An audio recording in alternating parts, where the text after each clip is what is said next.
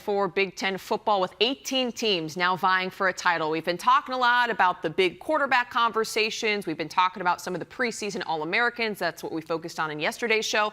Now I want to talk about some of the players who are maybe flying under the radar, who could have a big impact on the Big Ten title race.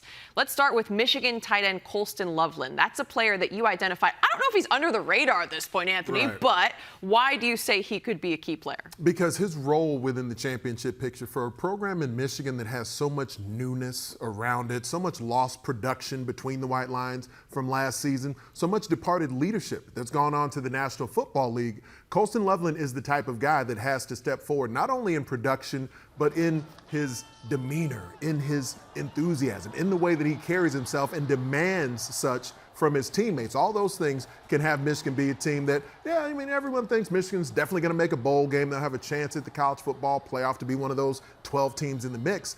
But if Michigan's going to win the Big Ten for a fourth year in a row, if they're going to compete for a national championship and try to go back-to-back, a guy like Colston Loveland has to be a huge part of that, not just with having strong hands and the big frame and the exceptional route running, but his leadership. He's one of the key players that has to step forward. He's capable of it, and man, is he a highlight waiting to happen.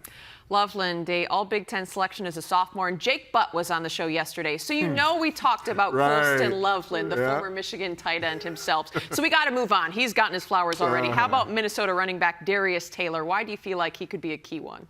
He reminds me a lot of Muhammad Ibrahim, who ends up being, one of the leading rushers in college football history by the end of his Gophers career. And stylistically, Darius Taylor has a lot of those similar principles to the way he runs because his vision is exceptional. His physicality is immense. He will run through contact. He will find the hole, and if it's not there, he'll create it. He'll barrel through some of the best tacklers in the Big Ten Conference and has the speed to take it the distance from that point. And so Muhammad Ibrahim was about 4 inches shorter, about 10 to 15 pounds lighter, but he was as durable as any back we've seen of recent vintage in the Big Ten. That's where the physical maturity of Darius Taylor will enhance that durability that we hope will be there. Because when you're a running back from Minnesota, you're going to get the rock a lot. Oh, yeah. Well, how about one last player who maybe is flying under the radar, and Wisconsin running back Chez Mellusi.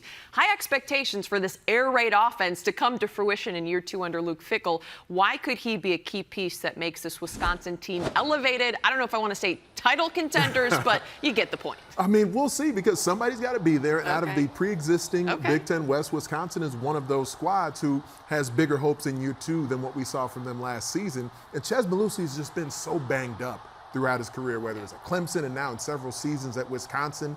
But in talking to Luke Fickell a few weeks back at Big Ten Media Days, he said that the reason the run game didn't always look as physical, yes, the offensive line had some growth available, but Chez Mellusi's urgency he runs with is huge in the way Wisconsin can run the rock. A healthy Chez Mellusi could be a first-team All-Big Ten performer.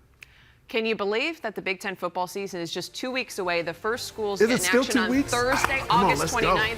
Hold on, let me grab my phone. I got to text you an emoticon here, Anthony. Now that you've educated me on what an emoticon is for Anthony, I'm Kylan. We appreciate you joining us for this edition of Big Ten Today. We'll see you next time. Be sure to stick around here on the Big Ten Network all weekend long.